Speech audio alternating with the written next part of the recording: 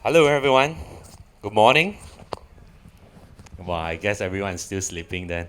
Anyway, before I start, I'd just like to understand, is everyone already in the Web3 space? Or is there anyone that haven't and is in the Web2 space?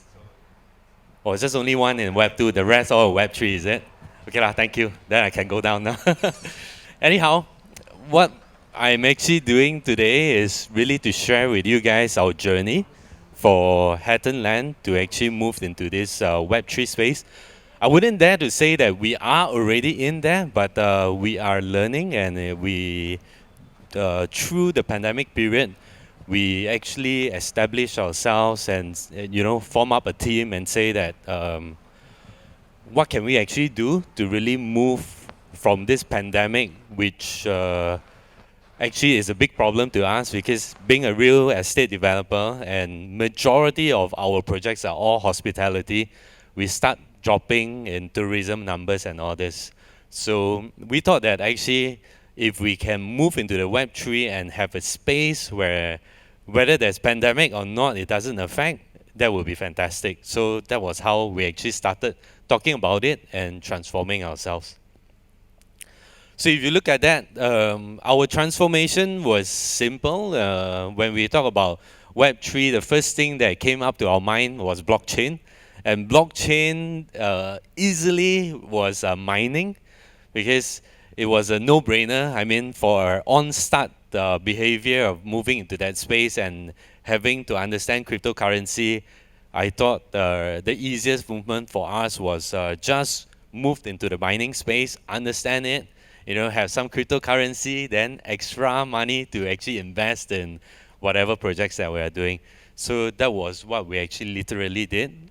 Then next to that, because of our hospitality industry of the hotels and shopping malls as well, we thought that it would be interesting if everyone knows that the shopping scene has been dropping, especially like shopping malls and all this.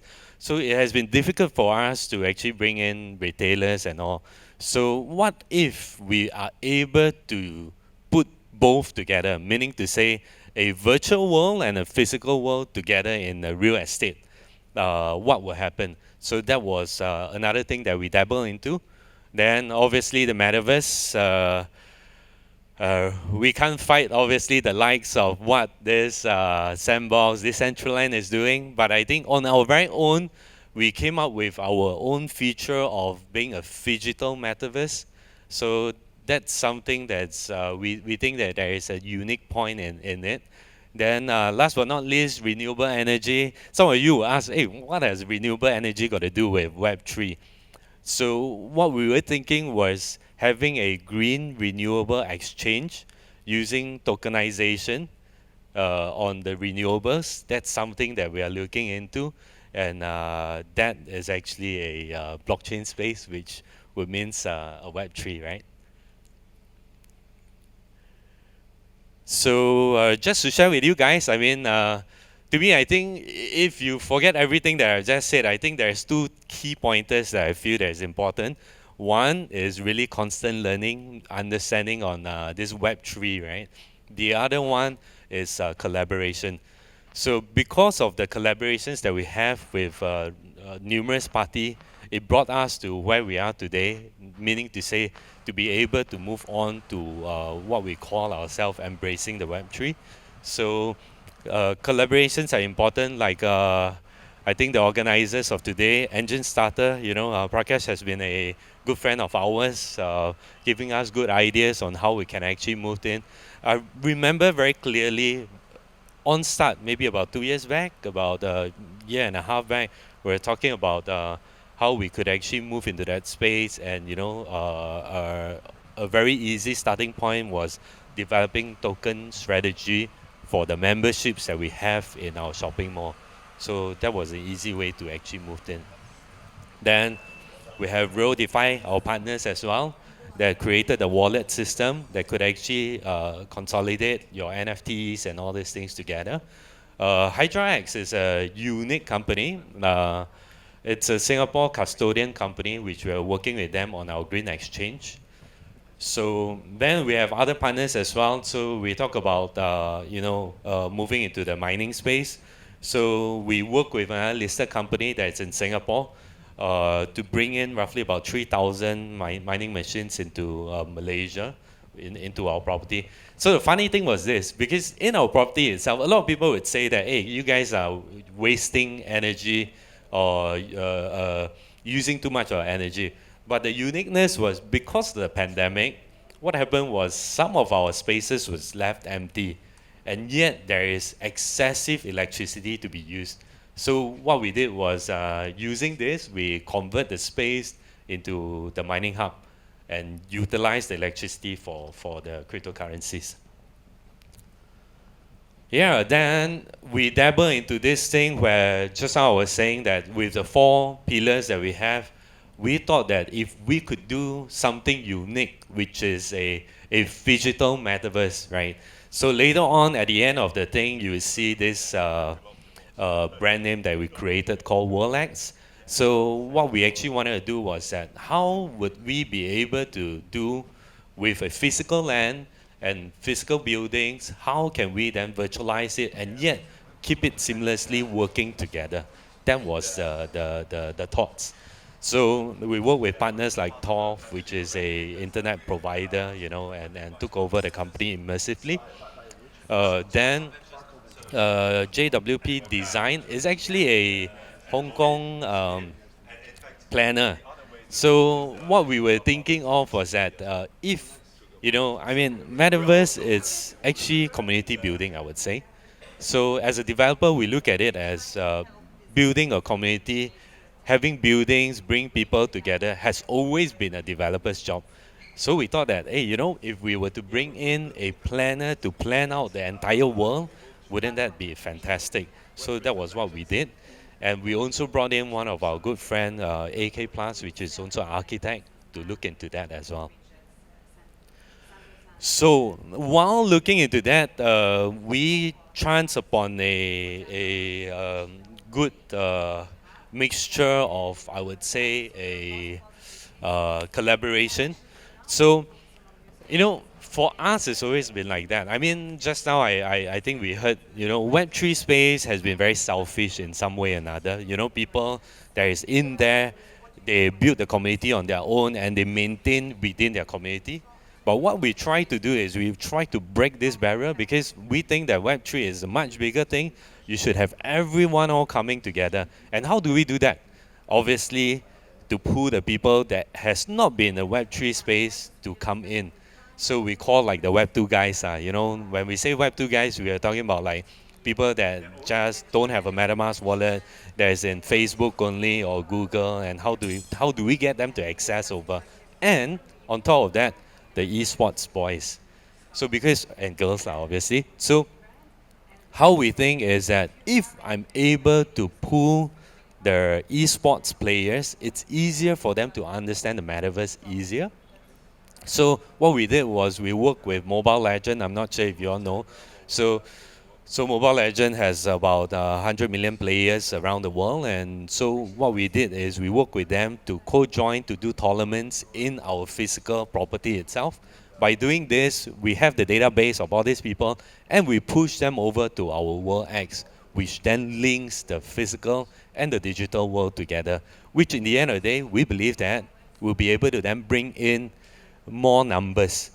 So this part of the numbers will be the community of the esports players that will understand a little bit of the metaverse and it's easier for them to access. Then the other part of it was because of our hotels that we have and also the shopping malls that we have.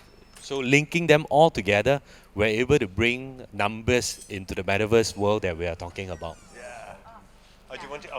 So we did this thing, this digital thing called the world first integrated metaverse resort. With the 5-star hotel, esports club, arenas, infinity pool, family gathering, gaming, theme park, all this thing all in one, which we call the digital metaverse resort.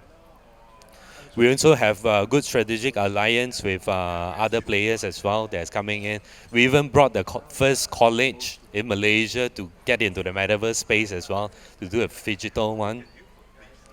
So just a highlight of what we could actually do. So one part of it is, sorry, how do I play this thing? Oh, okay. Sorry, the screen is. Yeah. So you know what we did was we create like the avatars can walk around, they can buy things and all.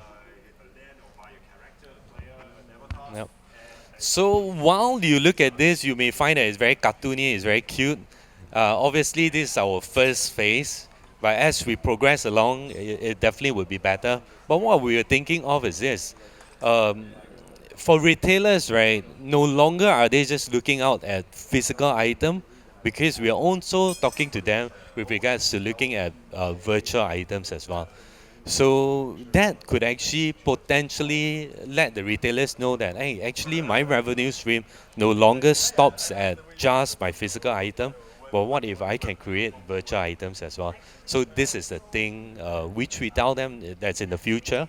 Obviously, we would know that people, if you have kids, which I have, my kids are playing Roblox and they're buying things every now and then, So at least every month I spend probably about 100, 200 bucks on items for them. So I believe that, for them now, maybe about 10 to 12 years old, imagine another 5 years down the road, right, when they can actually spend on their own, what will they do? So that is what we were thinking of the future of virtual items.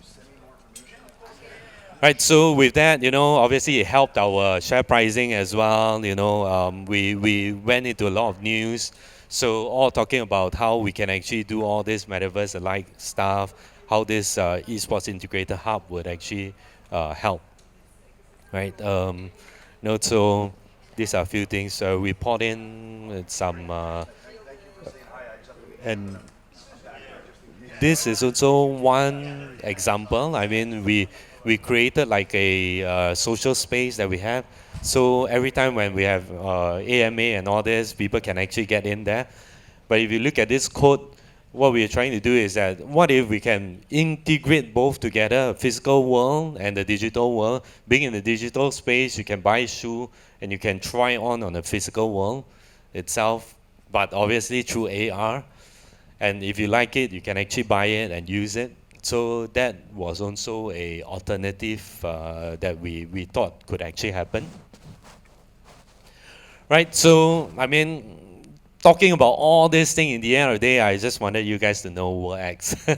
So, but what we're trying to do is, as a journey from on start being a real estate developer, now moving towards it, I must say that we are still in very much in a physical reality, but we just thought that having a digital side of it will make our asset more interesting, and that will make shopping and walking around much more interesting.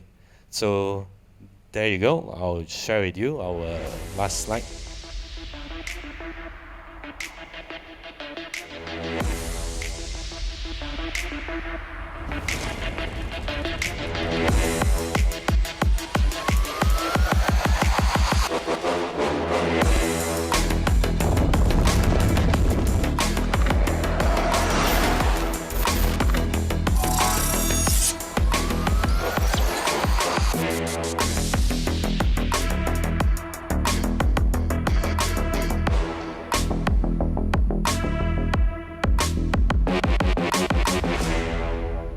Right, this is a sneak peek of what we have, and I hope that you guys enjoyed yourself, and that's the journey of us moving from Web 2 to Web 3, and hopefully you guys will join us in our World X. Thank you very much. Yep.